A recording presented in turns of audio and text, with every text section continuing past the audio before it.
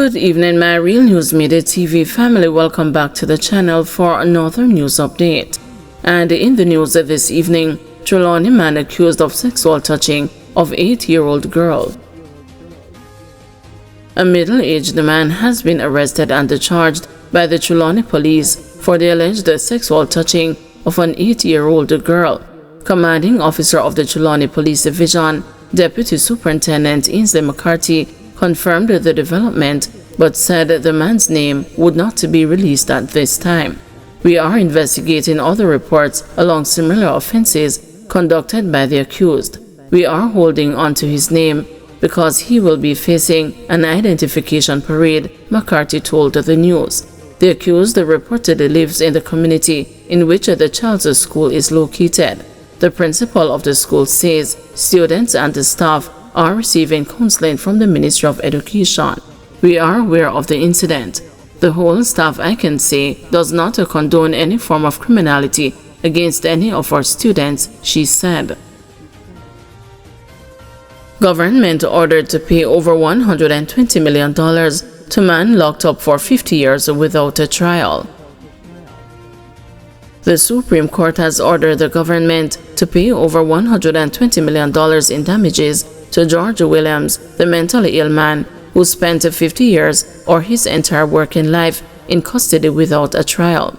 The sum includes $78.6 million for compensatory damages and $42 million for vindicatory damages, according to the judgment handed down on Thursday in a wrongful imprisonment lawsuit filed by Williams' attorney John Clark. The government had offered to pay Williams $6 million, but this was rejected by his family. Supreme Court Judge Sonia Winter Blair declared in her ruling that Williams' right to due process and a fair hearing by an independent and impartial court within a reasonable time were breached by the failure of state organs to conduct periodic reviews of his incarceration to determine whether he had recovered his mental health to be fit to enter a plea and stand the trial. Williams Rastafarian was taken into custody by the police on December 29, 1970 and charged with murder of Ian Laurie committed on July 21 that same year, according to documents reviewed by the news. However, he was kept in custody at the court's pleasure because he was declared unfit to enter a plea. Winter Blair declared that the manner of his detention breached his right to liberty, to which he is entitled by virtue of his being a citizen of a free and democratic society. Williams' plight came to light following the release of a 2020 report by the Independent Commission of Investigations. The report revealed that he was one of 70 mentally ill men who had each spent at least 40 years in prison awaiting a trial. One of them, Noel Chambers, also a Rastafarian, died on January 27, 2020 at the age of 81 after spending 40 years in a high-security prison without a trial. Chambers' body showed evidence of chronic emaciation and was covered with bed sores, vermin bites, and live bed bugs, the Indicom report said. Cops killed 64-year-old alleged gang leader in East Kingston. An alleged gang leader was shot dead during a police operation along Burger Avenue in Rollington Town, East Kingston, on Thursday morning. The dead man has been identified as 64-year-old Christopher Murray, otherwise called Muslin, who police said was the leader of the Burger Gully gang. An illegal firearm was taken from the now deceased during the incident, the police said. Information is that police were conducting an intelligence-led operation in the community in search of firearms when the incident occurred. It was reported that around 6 a.m. the police knocked on a door and Murray immediately opened a fire at the lawman. The fire was returned and Murray was hit in the upper body. He reportedly fell, and the police seized the illegal weapon, a .38 revolver containing 4 live rounds and 2 spent casings. Murray was taken to the Kingston Public Hospital where doctors pronounced him dead. 6 accused in multi-million-dollar smishing scam to return to court in October. The 6 people accused of a multi-million-dollar scam targeting an elderly customer of the National Commercial Bank, are closer to a trial date as the Crown continues to build its case. 5 of the accused, Marlando Rowe, Nemoy Rodney, Shamar Comock, Kemore Peters, and Brianna Smickle, appeared in the Kingston and the St. Andrew Parish Court on Tuesday with their attorneys. Reports from the Major Organized Crime and Anti-Corruption Agency are that the 6 accused took part in a smishing scam that allegedly spawned off and distributed US $45,000 and Jamaican $7.4 million.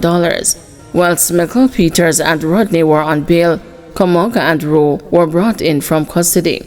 Comock because he had not taken up his $2 million bail offer, while Rowe, who is a police constable, had not been granted bail. Rowe's attorney attempted to get the court to consider bail, which sparked a long back and forth between the defense attorney, the Crown, and the presiding judge, Sanchia Borrell. The attorney credited the length of time that had passed since Rowe's last bail application, indicating that the prosecution had not yet submitted certain documents pertaining to his client, pointing out that Borrell's initial decision not to grant Rowe's bail had been upheld at the Supreme Court and was already being contested at the appellate level. The Crown questioned why bail was being raised in the parish court simultaneously. Despite heated presentations from the defense, Borrell indicated firmly, "I have not heard anything that would cause me to disturb the decision I made."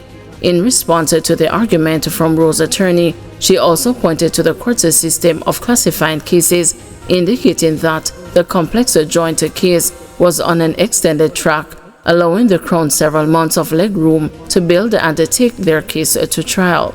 The final accused person, Zoe Foster, was absent from court. Her mother, who traveled from St. Elizabeth, appeared emotional as she described extreme health challenges Foster is reportedly facing. On humanitarian grounds, Foster was allowed $1 million bail with her mother as a surety. Rowe was remanded in custody, as was Comock, pending a bail review, while the other 3 had their bail extended. It was revealed in court that Smuckle was not one of the initial accused and had been arrested at a later date, while Glenesia Smith had already pleaded guilty and had been sentenced, keeping the number of accused in the case to 6. They are charged with possession of criminal property, receiving stolen property, and engaging in transactions involving criminal property. Foster was handed an additional charge of facilitating the use of criminal property. The accused will return on October 22, and attorneys are expected to have organized the trial date by then.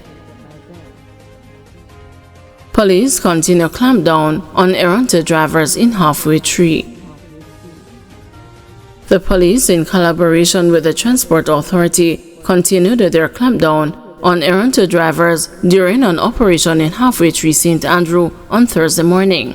Several drivers, including public passenger vehicle operators, have been subjected to inspections in a series of spot checks which started around 8 o'clock along Halfway Tree Road. Thursday's effort builds on the June 12 operation by the St. Andrew South Police, where at least 5 delinquent drivers with over 300 outstanding tickets were taken into custody during the operation along Spanish Town Road.